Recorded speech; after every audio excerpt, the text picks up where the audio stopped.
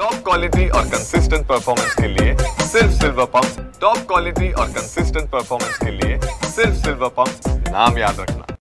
नागपुरातील आयसी चौकातील OBC girls हॉस्टेलमध्ये 22 तारखेला 2 तरुण शिरले। ज्या मार्गाने शिरले तो हाच मार्ग आहे बघा, इथनं ते आले तेव्हा लॉक नव्हतं असं सांगितलं जात आहे। त्यामुळे ही कडी त्यांनी काढली। हा आरो या ठिकाणी होता आणि याच दारातून ते दोन्ही आरोपी जे आहेत ते आज शिरले आणि हॉस्टेलमध्ये गेले आणि एका मुलीच्या रूममध्ये शिरले। तिचा मोबाईल हिसकावला, तिला टच करण्याचा प्रयत्न केला। इतका धक्कादायक प्रकार घडलेला आहे। सगळ्यात महत्त्वाचं म्हणजे हे हॉस्टेल सुरक्षित आहे का हा सगळ्यात मोठा प्रश्न आहे, कारण की इथे लॉक तेव्हा नव्हतं असं सांगतात। पहारेकरी आपल्या सोबत आहे इथल्या।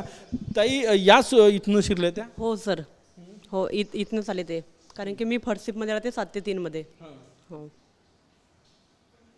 मुलींमध्ये भीतीचं वातावरण असेल इथनं तुमच्या दारात, पण आता येते मॅडम? फर्स्ट टाइम आले सर, आम्हाला पण माहिती नाही। ते बरोबर 3-4 दिवस झालेले होते की हॉस्टेल ते लॉक तोडलं आणि ते काय माहिती कसं काय माहिती नाही, माहिती होतं की नाही तर, कारण याच्या अगोदर लॉक होतं तेव्हापर्यंत कोणीच आलं नाही तिथे। जसं लॉक तिथून तोडलं तसंच त्यांना माहिती झालं की काय तर काय माहिती, लॉक हे करून त्यांनी आले आत आणि बस हेच करून टाकलं। आतापर्यंत कधीच झालं नाही। ऑक्टोबर महिन्यापासून हॉस्टेल चालू झालेलं आहे।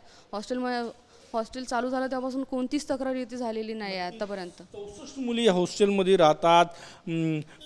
मुलींच्या सुरक्षेमुळे आम्ही पूर्ण हॉस्टेल नाही दाखवू शकत, पण ज्या दारातून ते शिरले विद्यार्थ्यांनी तो हा दरवाजा आहे आणि अत्यंत धक्कादायक प्रकार घडलेला आहे। 64 मुलींची सुरक्षा अत्यंत महत्त्वाची आहे। पोलिसात तक्रार करण्यात आलेली आहे आणि पोलीस तपास करत आहेत। कॅमेरामॅन सचिन सयामसह गजानन माटे, TV9 मराठी, नागपूर।